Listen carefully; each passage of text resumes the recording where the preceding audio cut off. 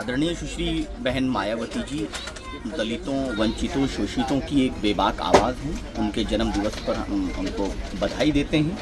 दूसरी बात यह है कि उनके अपना फैसला है कि किसके साथ चुनाव लड़ना है, नहीं लड़ना है।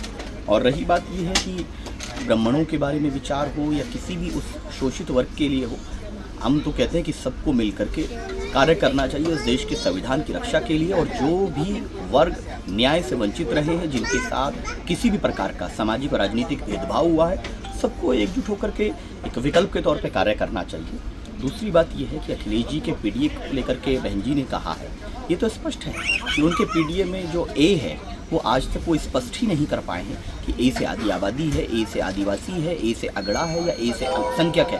उनको मुसलमान शब्द बोलने तक में शर्म आती है। वो प्राइवेट डेवलपमेंट एजेंसी है, वो पीडीए नहीं है, वो प्राइवेट डेवलपमेंट एजेंसी है। कुछ लोग आज भारत के संविधान पर विश्वास नहीं रखते हैं। वो लगातार अल्पसंख्यकों के विरुद्ध इस प्रकार की भाषा का इस्तेमाल करते हैं और जो अपने आप को बाबा बोलते हैं बागेश्वर, वो पहले ही संवैधानिक बयान देते रहे हैं और भारत के संविधान से चलेगा। और नफरत की आड़ में डूब करके इस तरह की हरकत करके हो सकता है सत्ताधारी दल को लाभ होता हो, लेकिन ये लोग संविधान विरोधी लोग हैं जो बाबा साहब अम्बेडकर के संविधान को मान करके तमाम नागरिकों को बराबर नहीं मानता है और इस देश को किसी एक धर्म का राष्ट्र बनाने का सपना देखते हैं। वो लोगों का राष्ट्रवाद पर खतरा है और वो देश के लिए कभी भी अच्छा नहीं हो सकता।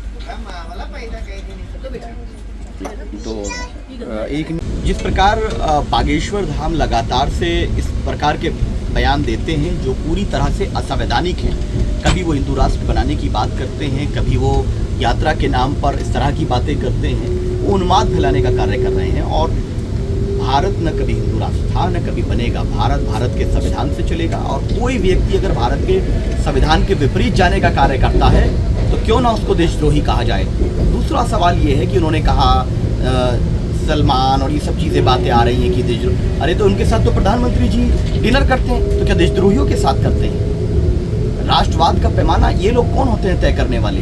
वो लोग ये बात कर रहे हैं जो खुद संविधान पर विश्वास नहीं रखते हैं, जो इस देश की सबसे बड़े अल्पसंख्यक आबादी मुसलमानों को सेकंड क्लास सिटीजन बनाने का षड्यंत्र रचते हैं और कहते हैं वो नहीं बन सकता है और इस प्रकार की टिप्पणियां करते हैं। वो बेहद अशोभनीय है। ये भारत का माहौल को खराब करने का षड्यंत्र रच रहे हैं।